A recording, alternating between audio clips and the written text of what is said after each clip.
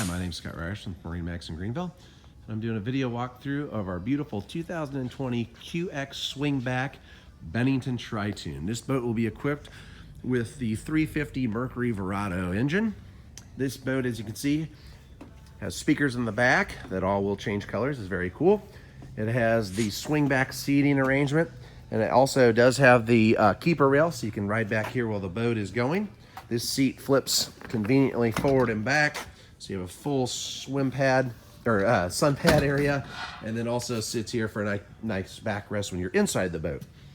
Moving through the boat, you got your table here. This boat has pillow top seating, flip down armrests.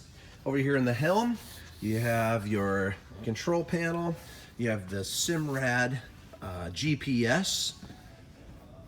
It has flip down armrests also in the front. Nice wide bases on the seat for comfort, and nice high backs and comfort in the pillow top. It has the sea deck flooring. Also up here it has some really cool storage areas. Put some bumpers and dock lines on the front. Nice wide so you can step off the front of the boat. Very beautiful boat. It has the cladded electric arch with the built-in bimini, tower speakers, a tow connect there for water sports.